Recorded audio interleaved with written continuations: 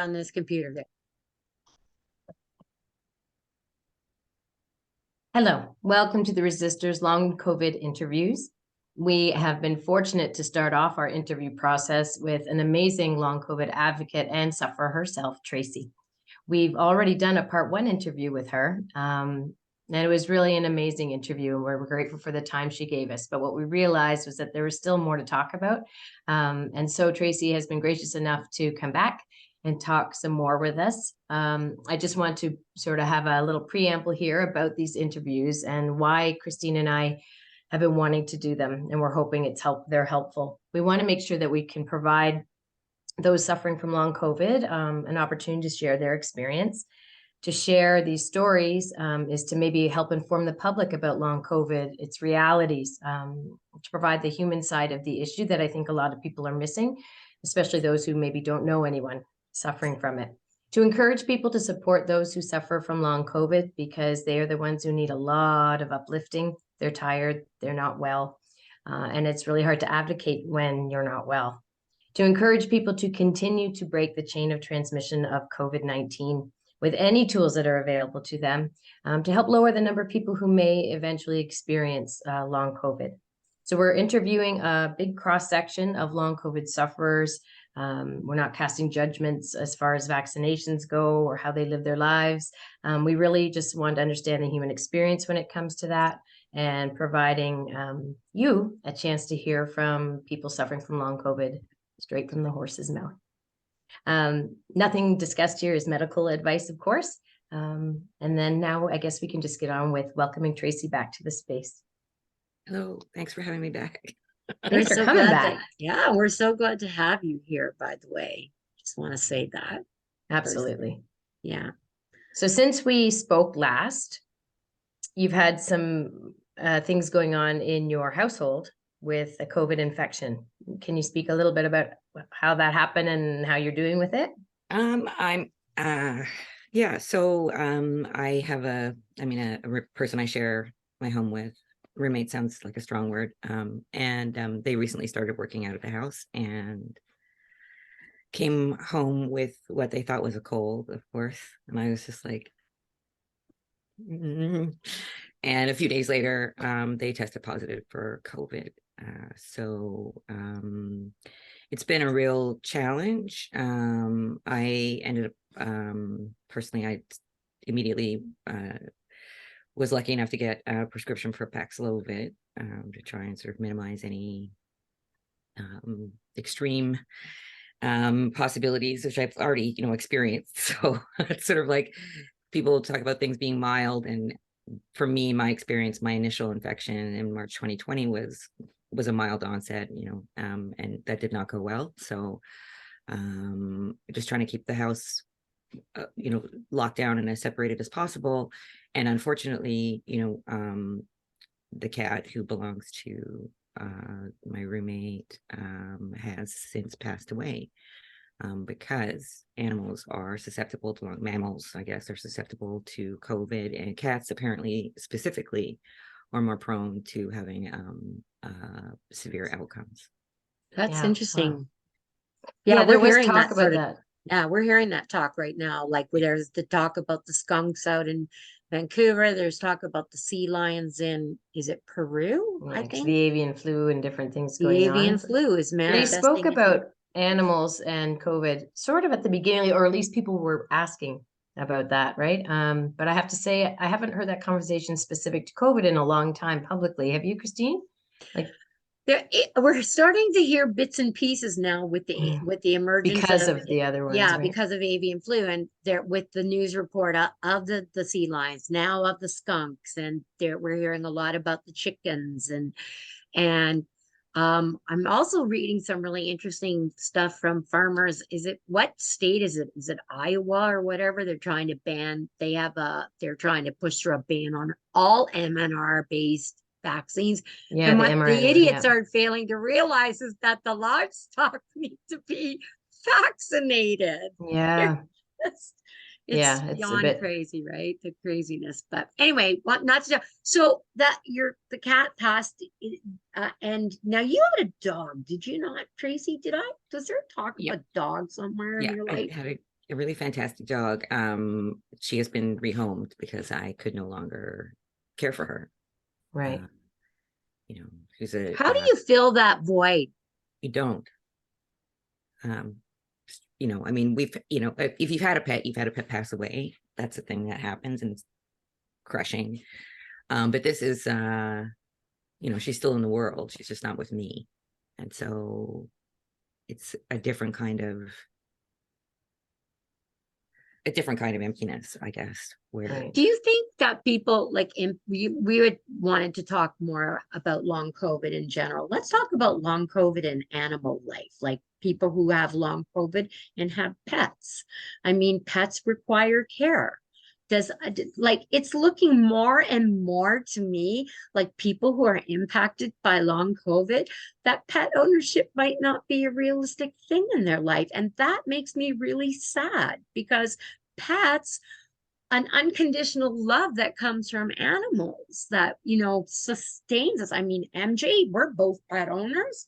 We Yeah, can't and I would imagine think that, our and life Tracey, without our animals. maybe that's right. Maybe you can speak to this, in that people who are suffering chronic illness or more isolated, that's Mhm. precisely what you need in your life to keep some company and comfort, right? yeah, I could definitely use a little company of, you know, another being that knows me and loves me, and we, you know, Oh, have good times together. I don't, you know, I think one of the things about long COVID that's hard for people to understand is because, and along with a other, you know, sort of invisible disabilities, is you look, you know, you look normal, you look okay, Mhm. and so people Right. don't understand how debilitating it is. I don't, I Mhm. mean, anybody who knows me well, you know, I'm definitely in my neighborhood. Like if there's a dog that's sick, or, you know, a cat that's having a hard time, or someone who's gotten a dog and there's behavioral, like I'm the person that gets the call because they're like, yeah, she's the lady that she speaks. She's an animal speaker, the animal yeah, whisperer, The definitely. whatever. animal Yeah. whisperer, You know, right? absolutely. I can claim that. And it's something, you know, I enjoy the company of animals. And I don't, you know, I think that anybody who has an animal pet that they love knows how bad things would have to be for them to just sort of be like, Right. To let it go. Yeah. yeah, Right. you know, I hung on to Uh, it for as long as I could, right. and then I was like, That okay, must have been a difficult thing to go through. Absolutely. Yeah. Hmm. And how are you feeling today? pretty What is good. today like for you? Today is, well, as I said earlier, I'm having a Yeah. good day because I got to wash my face, but that's very exciting. I feel my face is clean and fresh, Ah, and that is wonderful. And again, I don't think people know, like when people say, "Oh, I'm being like, oh, I'm tired or I'm fatigued," but you know, the energy limiting aspect of this really means like you don't just go, oh, I'm gonna go have a bath and relax. That's something that's, you know, you spend the week sort of planning for. You know, I know people, you know, haven't had a shower, you know, in a couple of weeks. um Brushing your teeth, like all of the kind of like ordinary things that you do to sort of like stay clean. And you know, just your regular hygiene routine is not something you take for granted anymore. Hmm. I mean, we hear a lot about that fatigue, and we've heard about it for a long time. And I know most long COVID sufferers, like you just said, say it's a different type of fatigue. And unless you experience it or something like it, like some people do with the chronic fatigue syndrome and things, um, it's hard for people to understand what that is. Have you come up with a way to describe it for those I of us who don't know what it's like and can't really get I it? I've said this before because sometimes, you know, when we're in our support groups, like people are upset that people don't get it. And I don't think, and I think I've said this before, I don't think there's anything anybody could have said to me that would have prepared me for what this is Mm, like. It's sort Hmm. of like when people talk about grief, you know, when you lose a loved one. And if that hasn't happened to you before, people can talk to you about it. And you can think, oh, okay, I'm going to be sad. I'm going to feel this way and I feel this way. And knowing something and experiencing it are radically right. different things. So I don't think that there's a great way. I think it's, you know, when I say things like, oh, people have to plan to brush their teeth, that seems incomprehensible. But it's the reality of it. And it's not, I miss being tired. like I miss people are like, oh, you must be tired. And it's like, oh, I wish I was tired. Tired's great. Like tired's that nice, cozy feeling. You've done And something you something. can do something about.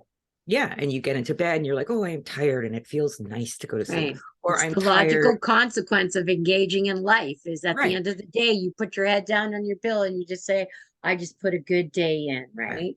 Yeah. Or even Right. when, people, when they have newborns or they're in school or whatever, and they're exhausted and they're running on empty and, they're kind of like powering through and the adrenaline's running. Like but there's no, it doesn't end. There's no time when it's not present. And I personally, some people have, there's like hypersomnia, insomnia. I'm in the insomnia camp. Oh. So I don't Oh, sleep. So right. people are like, oh, wow, you're just lying around in bed all day, having little naps. And it's like, I don't sleep. I don't sleep without, the aid of, I didn't sleep for 15 months. And so there's this kind of, because the other thing that happens when people get sick, is sleep is a refuge. Mm-hmm. Where your Mhm. body and your mind are healing. It's like Mm. shut everything down, take it down to a low roar, and you're out for the count. And your body's like, let's do a little repair work here. Right. And Exactly. we don't have that. There's no rest. It's Right. relentless. And so you're sick, you're nauseous, you're in pain, you're weak. Your temperature is fluctuating wildly all over the place. Your heart's doing something, your brain's not working properly. You can't read, you can't listen to music. Things are too bright, they're too loud, and there's no respite. It's relentless. So what do you do? And you can speak to even people you may know who are going through a similar thing. When it's, I mean, lack of sleep, lack of feeling rested, continual pain and discomfort, and how do you keep going after that many years of it? What keeps you every day, hopeful or just willing to keep trying and, opening the blinds? What is it? Like what do you do? What can people do? I think if you have, you need some kind of support. Yeah. Right. Absolutely. You have to find some couple of people. But it is, it's wearying, and it is not unusual for insider support groups, for people to be making plans to check out, to talk about not being able to do this anymore. It is, you go 12-step programs and it's one day at a time, and that's it. It's like, can I get through today? Okay. And then you do the same thing the next day. And some days are better than others. But that's it. It's really like one day, because everything else is, if you look back and we're like, can I do another 3 years at this? My answer would be no. Yeah, you're bringing up a really interesting topic of discussion, and it has to be handled with kid leather gloves. But I want to ask you something, and it's pretty serious. And if you don't want to answer me, we can just move on. But I want to kind of put this out for discussion because I think it needs to be talked about, particularly because in Canada, MAID is legal, right? And so, are we going to see an element in a few years from now of people? And I'd like your opinion on this because this is your wheelhouse. This is what you live with. I don't live with it. Hopefully, I never live with it, right? But do you think in a few years from now, we're going to see people who are long COVID sufferers making applications for MAID? I mean, so That's a difficult question. yeah, And if you don't want to talk about it, I no, completely understand it. But I'm just going to put it out there because I think it's a discussion that's going to need to be had sooner or later. I think there's controversy around MAID, and MAID is part of an end of life treatment as opposed to the expansion that's happened. And so we've got some different things happening here. I think it's a possibility if there aren't, sort of trials are finally starting to ramp up now, treatments, there's ideas on the table. I think if there's a concerted effort to really go after sort of the root cause of this, or to try and find some of the mechanisms or triggers for it, if there's a concerted effort so that people can see that there's some kind of hope on the horizon, maybe not. But we've seen, within the long COVID community at large, that some people have taken their lives. I mean, that's just straight up. It's definitely happened. We know it. There's publicized cases of it. It's not a secret.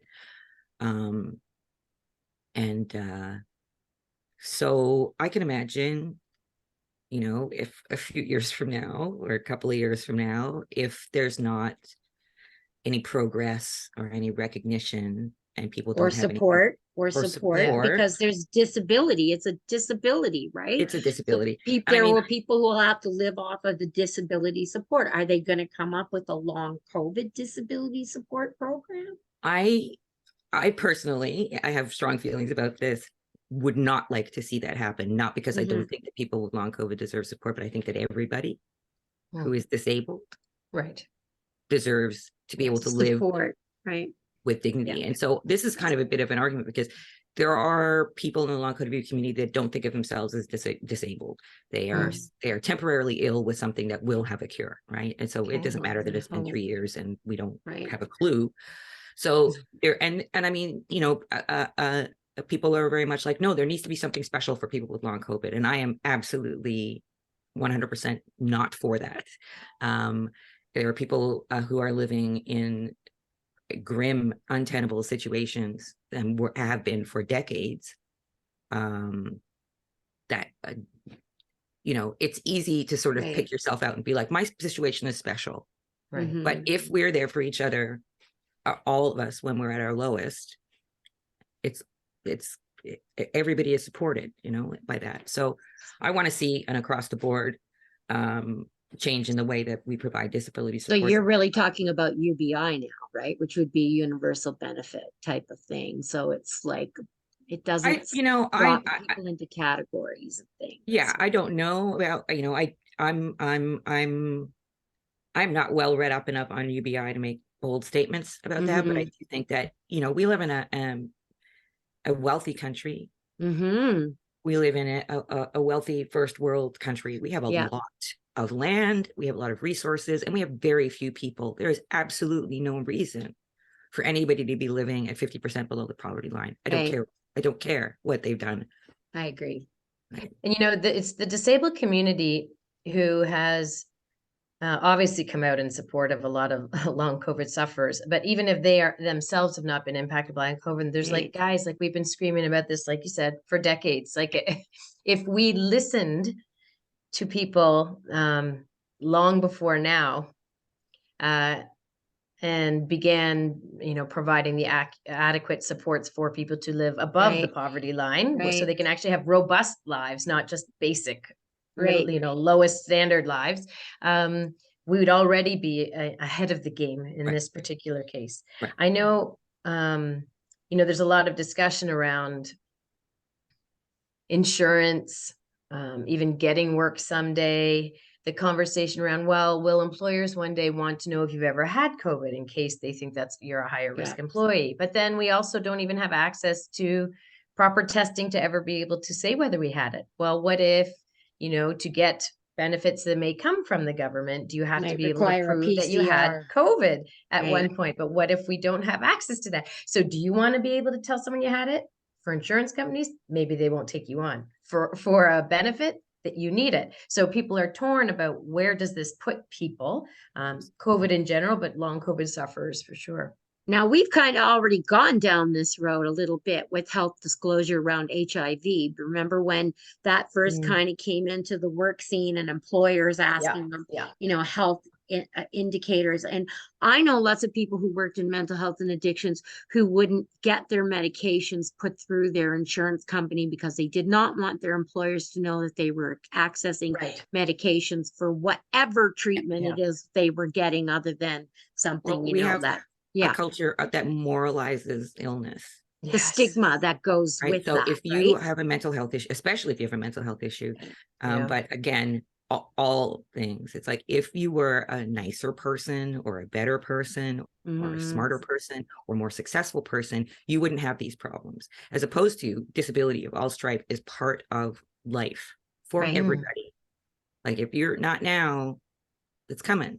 There's not going to be a Yeah. time, like if you make it to a ripe old age, you're not getting out of this without some sort of level of disability in your life. Right. And so we have a terrible attitude towards Baseline. disability in general. And so we've got this cohort of people who have, become disabled, like across the globe, disabled with this particular illness all at once.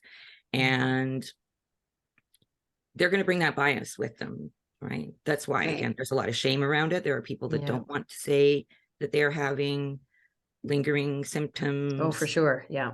They don't want to disclose, because the way we look at people who are sick is if they have failed. They have failed to do something. Or they're imagining things that Right. aren't there, right? Which is There's also a that. failure, Yeah, right? that Or which is a stigma of its very own, right? Yeah.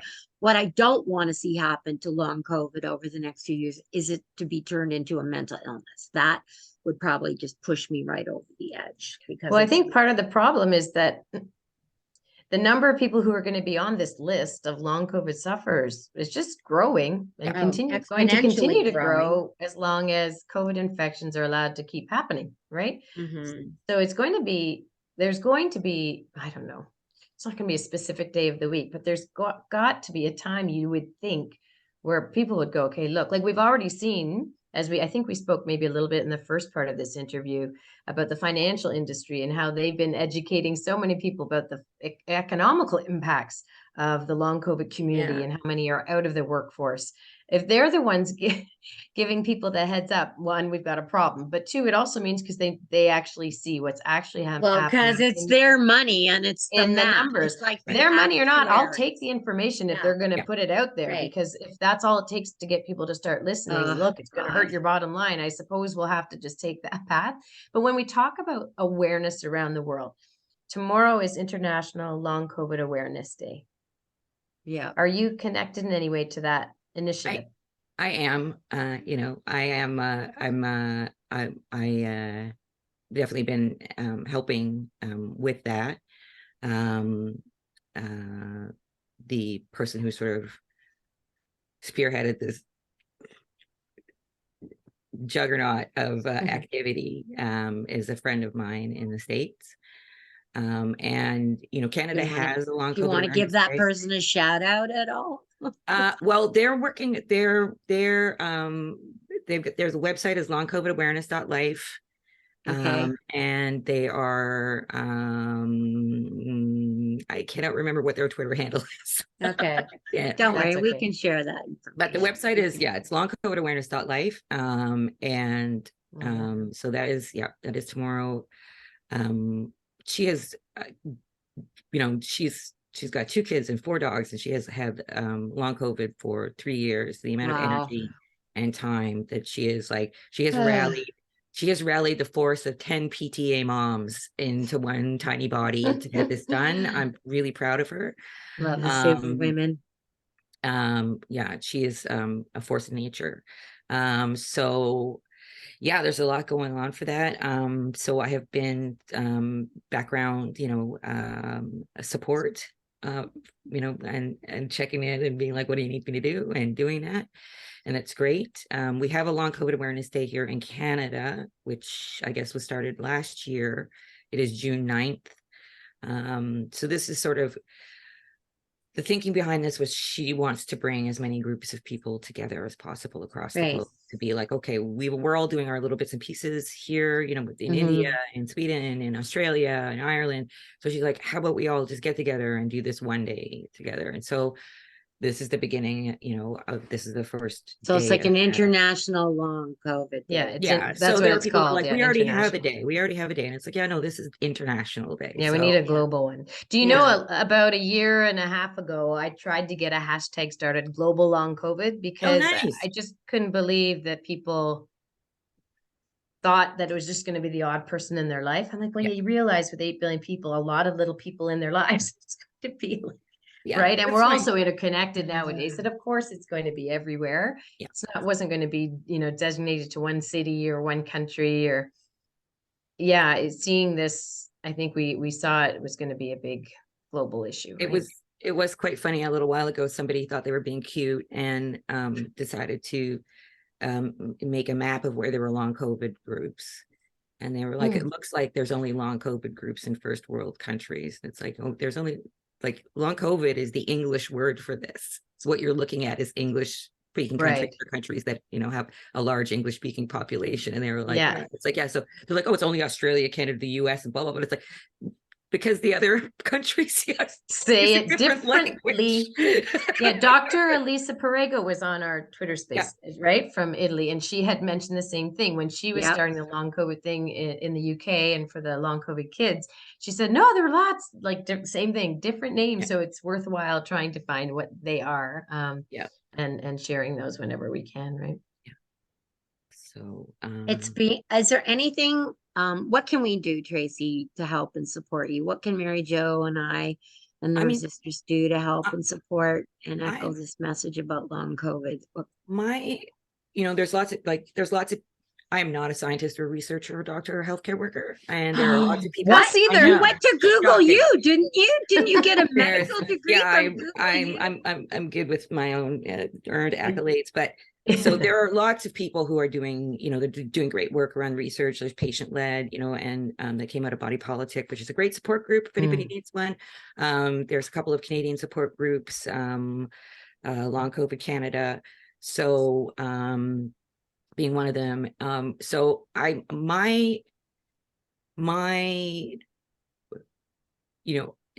there are people doing amazing work. There are the people that you can go to. They're going to have the graphs and the charts. The people who are going to be doing the experimenting on themselves. The people that are, showing up all the articles. My whole purpose is to try to convince people not to gamble. Not to take this chance. Thank you for saying that. Try not to. Yeah. The only way you can be sure of not getting long COVID is not to get COVID. We don't understand the mechanism. We know that it affects children.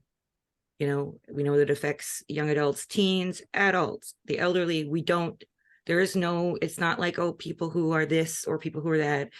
We know for a fact that anybody is susceptible. And we don't understand the mechanism well enough to put a stop to that. It has nothing to do with your severity of infection.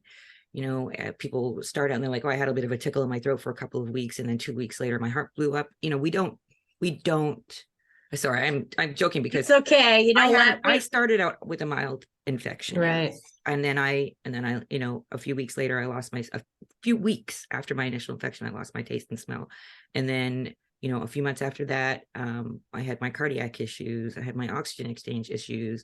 The neurological issues pretty much started around the time of the loss of taste and smell. And I have, this sort of like, there's no particular biomarker for long COVID, but I do have, test results from reputable sources that say my body has suffered damage in the following ways. Like these are things that have happened to me that we don't have a fix for, but there's, a checklist of like, yep, there's too much of this in your spinal fluid.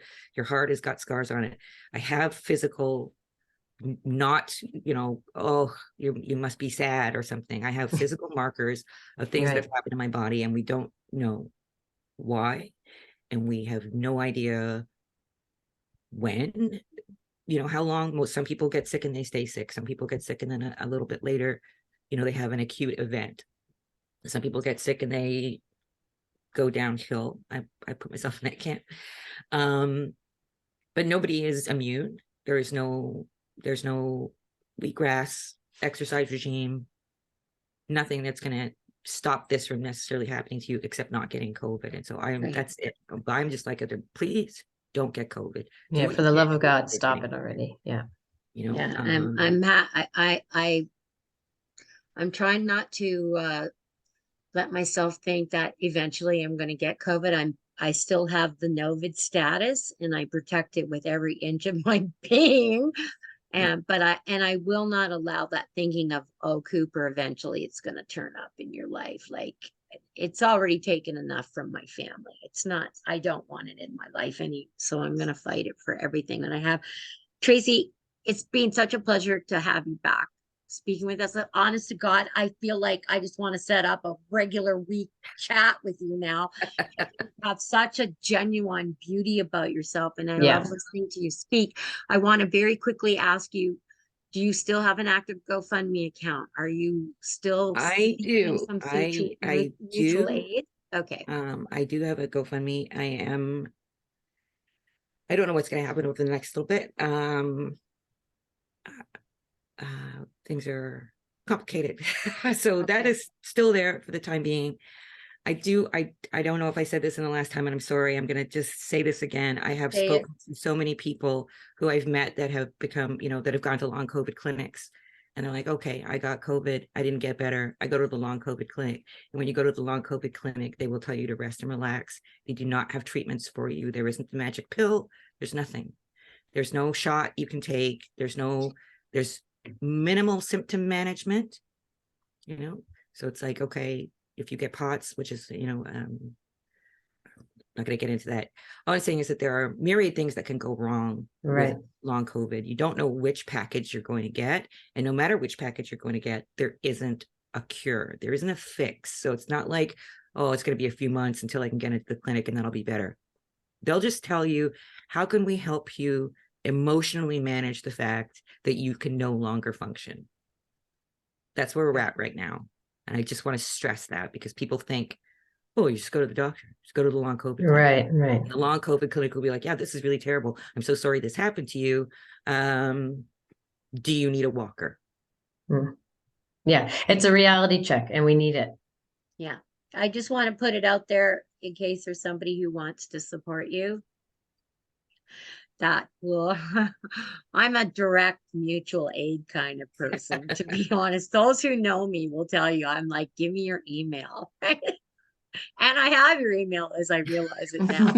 Yeah, we got you now. Just saying, but that's my thing. But I like to put it out there because it's important for those of us who have to share, because we do sin in privilege, some of us. It's not big privilege, but it is privilege. And so I want people to understand that struggle is real, and keeping the lights on and keeping your house warm and keeping food on your table and being able just to function is a real thing that you need. So I'm happy to share the link. Thank you very much. I appreciate that. You had something you wanted to say, I think. One Tracey? thing I forgot. So I do have, I have this is a bed desk, so I can sort of sit here, and over the last few months, I've been making a series of posters that I hope to go out in the world. And I've started going in the world a little bit, somewhere in Alberta, somewhere made it to Dallas. It was very exciting. Cool. So my little side project, which is Birch, I have a series of infographics that just are really simple, short, sharp shots about different ways that COVID can affect your body in the long term. That's fantastic.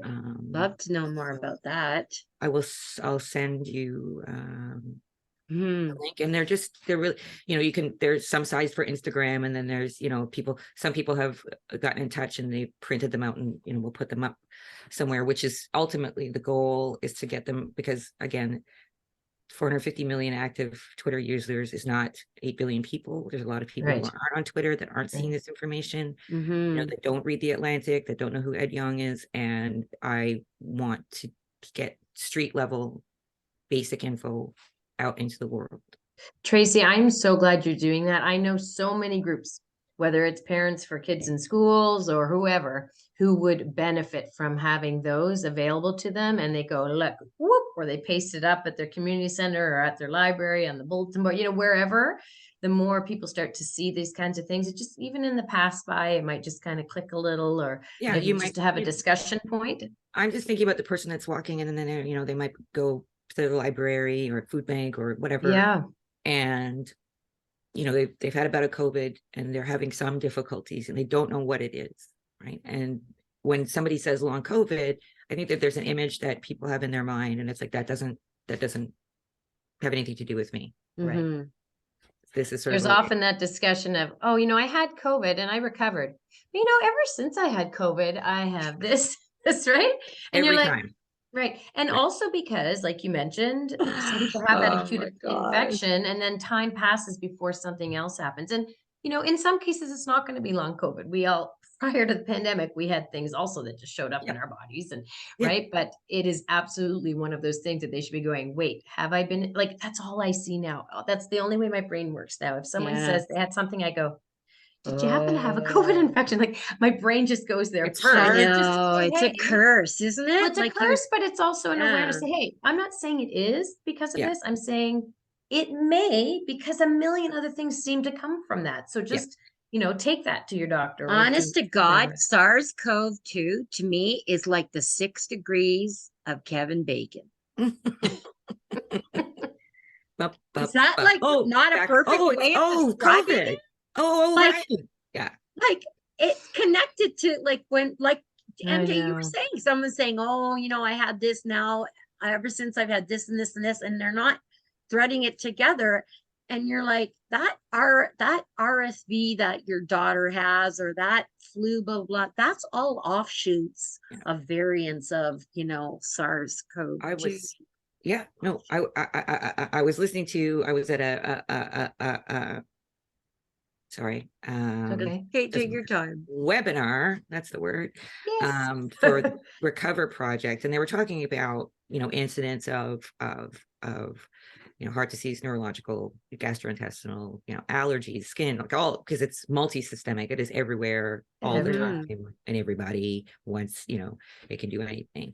And they were talking about incidents. And one of the things that struck me was that they were like, they hadn't seen a large neurological component in children under 5. And all I could think of was children under 5 do not have the language to explain to you that they are having word loss, that their reaction times are slower. And I'm like, it's not because the kids aren't affected. It's because they can't measure it. They don't have a way to let you know. Right. They're just running around. Why they don't actually do diagnoses for illnesses like schizophrenia. I think the youngest diagnoses I knew in my history in working in mental health, I think, was a 6-year-old. And it's CAMH, youngest you need them to diagnosis. communicate with you about what they're going through. Is that right? Yeah, because they're changing so much. The chemistry of their body is changing so much. You're right. They do not have the language, sometimes the motor skills to infinitely explain, but children will present early. And children also adjust as needed without thinking, oh, I have a deficit here. So they don't know they have a deficit. They just compensate somehow. They're compensating as quickly as possible. And I don't, you're not going to notice if your child stumbles over a couple of words. Right. You're gonna, they're just on the delayed end of the spectrum. Yeah, whatever. Or they're 3. Like you're not gonna.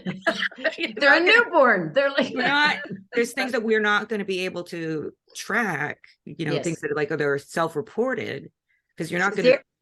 So really, children could be suffering from a couple of years from COVID, and we would not even be aware. So we've seen the more obvious, like physical stuff. Like mostly what we hear about is like, oh, my heart hurts, or my tummy hurts, or even have headaches, and but not some of the more subtle things. And then also, again, as we like to say, you cannot feel a weakened immune response in your body. Nobody can.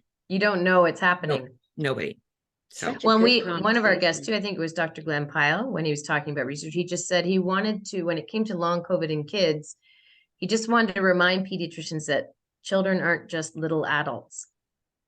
Yeah. So like you said, how we check for it or how it's going to manifest itself, it's not going to necessarily be the way it does for adults. And so you can't check it. The best way to do is just to try to make sure they don't get it. Yeah. And yet we've removed every chance. I don't know when not wanting our kids to get sick became such a radical thing, but it's so bizarre. I don't understand it. It's a bizarre world to be in. Christine knows every day I go, I don't get it. I don't understand. Every day we have this conversation about, I don't know how much more of this I can take of like I feel like I'm slathering the stupid on my sandwich like it's mayonnaise, for God's sake. And we joke about the word stupid, but we do know, and I think, Tracey, you have said this maybe even in the first part of our interview, some of it you can't blame on people because they've been led down a path to think, like you said, it didn't affect children. It's mild. It doesn't really matter anymore because no one in leadership's wearing a mask, caring about vaccinations. The vaccinations in children is like abysmal at best. It was Oh, it's some really terrible. tiny percentage of the 0 to 4 who are even vaccinated with their first set, right? So we've certainly been set up to fail. Yeah. And so we're grateful for people like you and your friend doing the long COVID awareness internationally. I think it's nice now that we're seeing groups all over the world starting to speak up and saying, hey, like we can't keep going on like this. And as long as there's people like you and in that international group for the celebration of that tomorrow, acknowledgement of it, try to connect with more people worldwide. I'm hoping that there will be a shift somehow in the right direction, at least. Yeah, I haven't checked The Economist. I don't know what's going on there. I know. I read Yeah, that they're like- article today in the Atlantic by Catherine Wu, who's quickly becoming my most non-favorite writer at the Atlantic. Yeah. I'm pretty much ready to throat punch that woman. That's her inside voice. No, that's her outside voice. Sorry. I'm very I almost don't, there's very few articles I'll read about long COVID. Yeah. I try to because- be very careful about what I share as well. That's the other thing, is we've seen that movement of misinformation so much through people who are intentionally meaning to like support and share information and don't realize that some of the information that they're sharing is in fact not correct. Well, and I And- imagine, especially as you suffer from it yourself, it's not helping you to read the amount of maybe garbage out there that's taking away from what is needed, right? Again, so yeah, again, energy limiting includes reading, includes being able to read something, and like I can mechanically read something, it might hurt. I can mechanically read something, that doesn't mean I'm going to be able to take absorb it. Yeah. Right. It sort of becomes meaningless. I'm like, I am reading these words. Yeah. It has no, or I might often I just don't remember because my my working memory is shot. That threshold memory thing where people, you go to the next room and you don't remember what you went there for. Yes. Yeah. That's everything. That's like looking away. Wow. So anytime I'll type and then I'll look at something and I'm like, what was I in the middle of doing? So it's hard to, so wasting my time on bad takes that's something I can afford. Yes, right. No, and I think you're wise to just let that stuff go on by anyway. So you considering those moments that you have of, forgetfulness, for lack of a better word, or getting just, whatever it is that you can't remember what you were doing, you've done like remarkably well in our interviews. You've been extremely well-spoken and your thoughts have been very coherent and important. Before we let you go, is there anything else you'd like to share? No,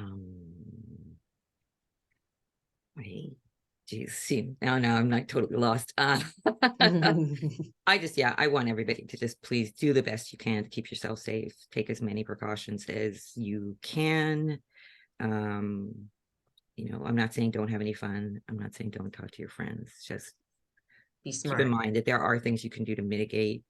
It is not hopeless. We are capable of getting through this and getting to the other side of it with a little bit of care. That's it. And dignity. Right. Yeah. Thanks so much, Tracey. It's been a pleasure to have you back with us again. And we hope to have you come and join us again. And hopefully with this is getting better for me news. Yeah. One can always remain hopeful, right? All right. I'm going to press pause the recording button. So.